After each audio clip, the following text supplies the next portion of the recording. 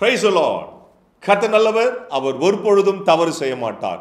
எனக்கு அன்பான தேவ பிள்ளைகளே, பாருங்களேன், இன்னைக்கு காலையில் உங்கள் முன்னாடி ஒரு தட்டில் எல்லா ஆசீர்வாதம், பணம், நல்லா நிறைய பணங்கள் வைக்கப்பட்டிருக்கிறது, சொத்துக்கு வேண்டிய பத்திரங்கள்லாம் வைக்கப்பட்டிருக்கிறது, எல்லாம் உங்களுக்கு முன்னாடி ஒன்று இருக்குது. ஒரு பக்கம் ஒன்றுமே அந்த தட்டில் இல்லை. கல், மண், இரும்புகள், முள்ளுகை, வேதனை, இதெல்லாம் ஒரு தட்டில் இருக்குது. இதை முன்னாடி உங்ககிட்ட வச்சு நீ எதை சூஸ் பண்ணுவ அப்படின்னு கேட்டால் நீங்கள் எதை சூஸ் பண்ணுவீங்க? எதை தேர்ந்தெடுப்பீங்க? அதுதான் ஆண்டவர் இந்த காலவேளையில் கேட்குறாரு. உபாகம் புஸ்தகம் 11ஆம் அதிகாரம் 26ஆம் வசனத்தை வாசிக்கலாமா? இதோ இன்று நான் உங்களுக்கு முன்பாக ஆசீர்வாதத்தையும் சாபத்தையும் வைக்கிறேன். ஆண்டவர் சொல்றாரு, உங்களுக்கு முன்னாடி ஆசீர்வாதத்தையும் சாபத்தையும் வைக்கிறேன். புரியுதுங்களா? அப்போது ஃப்ரீ வில்லா, உங்கள் சுய சிந்தையோடு எதை தீர்மானிக்க போகிறீங்க? நீங்கள் ஆசீர்வாதத்தை சுகந்தரித்துக் கொள்ள போகிறீங்களா, இல்லை சாபத்துக்கு நேராக போக போகிறீங்களா? அது உங்கள் கையில் தான் இருக்குது. இன்னொரு வசனத்தை வாசிக்கலாம். எரேமியாவின் புஸ்தகம் 21ஆம் அதிகாரம் 8ஆம் வசனம். பின்னையும் அவர் இந்த ஜனங்களை நோக்கி, இதோ நான் உங்கள் முன்னே ஜீவ வழியும் மரண வழியும் வைக்கிறேன் என்று கர்த்தர் சொல்லுகிறார். பாருங்க, ஜீவ வழியும் மரண வழியும் வைக்கிறேன்னு எரேமியா 21:8 சொல்றாரு. அப்போ உங்களுக்கு முன்னாடி எது இருக்குதுன்றது நல்லா தெரியுது. ஆசீர்வாதமும் இருக்குது, சாபமும் இருக்குது, ஜீவ வழியும் இருக்குது, மரண வழியும் இருக்குது. நீங்கள் எதை சூஸ் பண்ண போறீங்க? நீங்கள் சூஸ் பண்ணுற இடத்துல தான் நீங்கள் இருக்கிறீங்க. நீங்கள் ஆண்டவருடைய பக்கம், ஆண்டவருடைய சித்தத்தை செய்து, ஆண்டவருடைய கற்பனைகளை கை கொண்டு, அவருக்கு உண்மையுள்ள பிள்ளையாய், ஆவிக்குரிய பிள்ளையாய் ஆசீர்வாதத்தை சுகந்தரிக்க போறீங்களா, ஜீவ வழிக்கு போக போறீங்களா, இல்லை உலகத்தின் மேலே ஆசை வச்சு சிற்றின்பங்களின் மேலே, லௌகீக இன்பத்தின் மேலே நீங்கள் வச்சு போக போறீங்களா? எதில் நீங்கள் போக போறீங்கன்னு தீர்மானத்தை ஆண்டவர் இதில் தான் போகணும்னு சொல்லலை, நீ எதை டிசைட் பண்ணுறேன்னு சொல்கிறாரு. பாருங்க, ஏவாள் அந்த பழத்தை போய் எடுக்கும் பொழுது ஆண்டவர் பார்த்து தான் இருப்பார் இல்லையா? ஆனால் ஆண்டவர் அதை தடுக்கலை. ஏன் தெரியுமா? ஃப்ரீ வில்லா, நீங்கள் சுய சித்தத்தோடு நீங்கள் போகிறீங்க, நீங்கள் ஒரு தீர்மானம் பண்ணிட்டு போகிறீங்க. அதனால் ஆண்டவர் என்ன பண்ண போகிறதில்ல, தடுக்க போகிறதில்ல. சில ஆண்டுகளுக்கு முன்பதாக எனக்கு ஒரு ஃபோன் கால் வந்தது.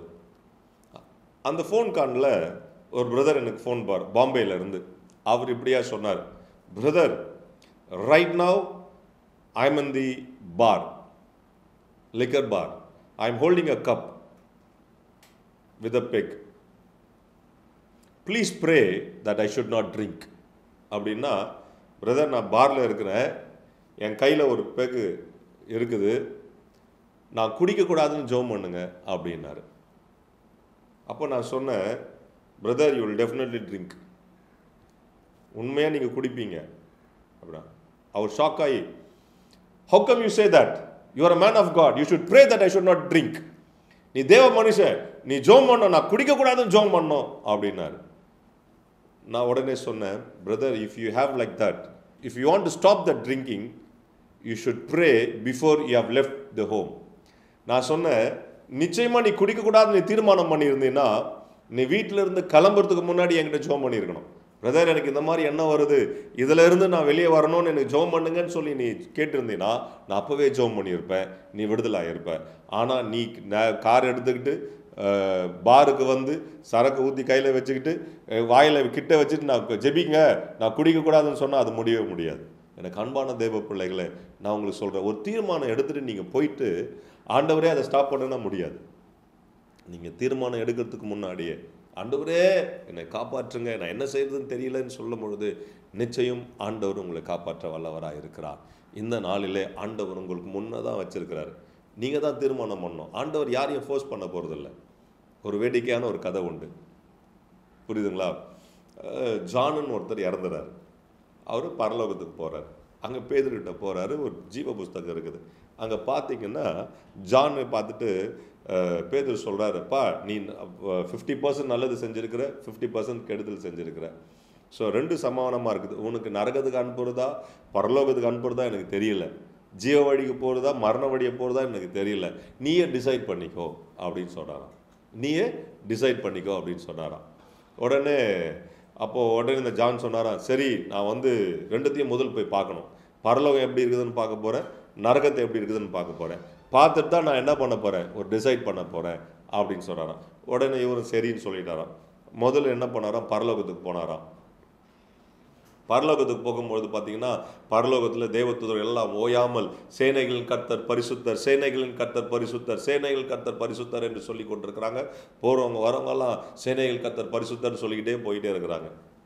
அவர் வந்துட்டு என்ன இதில் ஒன்றும் இல்லை, ஒரு மாதிரி லைவாக எதுவும் இல்லை, சாதாரணமாக பரிசுத்தர் பரிசுத்தர்ட்டு போயிட்டே இருக்கிறாங்களே, சேனைகள் கர்த்தர் பரிசுத்தர் போயிட்டு இருக்கிறாங்களே அப்படின்னு சொல்லிட்டு நான் நரகத்தை பார்க்க போகிறேன். நான் நரகத்துக்கு போனால் பார்த்தீங்கன்னா ஒரே லைட்டுமா இருக்குது, சக்க சக்க சக்க சக்க லைட்டு, கீபோர்டு, ட்ரம்ஸு அப்படின்னு சொல்லிட்டு பயங்கரமாக அப்படியே லைவாக இருந்துச்சான். அவர் அங்கேருந்து போகும்போது ஜாலியாக குச்சிக்கிட்டே போகிறாராம். போகும்போது பார்த்தீங்கன்னா அப்படியே ஒரே சந்தோஷமாக இருக்குதான், அப்படியே சக்க சக்க சக்க சக்க லைட்டில் சக்க சக்க சக்கன்னு இருக்குது, புகை மண்டலத்தோட அப்படியே அப்படின்னு லைவாக இருக்குது. நேராக பேதுருக்கிட்ட வந்தார், அப்படி சிரிச்சுக்கிட்டு வந்து, இது பாருங்க நான் நரகத்துக்கு தான் போக போகிறேன், அங்கே பாருங்க லைவாக இருக்குது, லைவ்லியாக இருக்குது, அப்படியே பயங்கரமாக இருக்குது, அப்படியே அங்கே தான் போக போகிறேன் அப்படின்ட்டாராம். அப்புறம் பேதுரு சொன்னாராம், மாற்றவே முடியாது, ஒன்று டிசைட் பண்ணது தான், மாற்றவே முடியாதுன்னாராம்.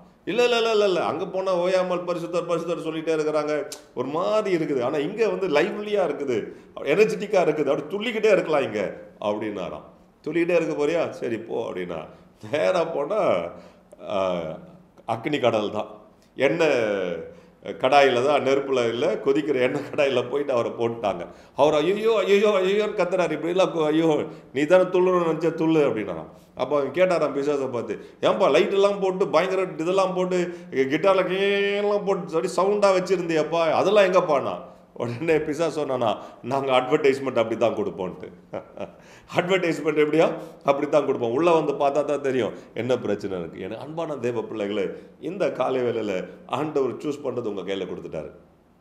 நீங்கள் எதை சூஸ் பண்ண போகிறீங்க? ஆசீர்வாதத்தையும் சாபத்தையும் உன்னை முன்னாடி வைக்கிறேன், நீ எதை தீர்மானம் பண்ண போகிற? நல்ல தீர்மானத்தை எடுங்க. இன்றைக்கும் நான் உங்ககிட்ட இதுதான் செய்யுங்கன்னு நான் சொல்ல போகிறதில்ல, உங்களுக்கே தெரியும் சத்திய வழி எதுன்ட்டு, நரகத்தின் வழி எதுன்னு உங்களுக்கு தெரியும். ஸோ உங்களை இந்த கால வேலை ஃபோர்ஸ் பண்ணி இதுதான் எடுங்கன்னு சொல்ல போகிறல. I give it your choice. என்ன சாய்ஸ் எடுக்க போகிறீங்க? ப்ரேயர் பண்ணலாமா? பரலோக தகப்பனே, அன்பு பிள்ளைகளுக்கு முன்பதாக நீர் ஆசீர்வாதத்தையும் சாபத்தையும் வைத்திருக்கிறீர்.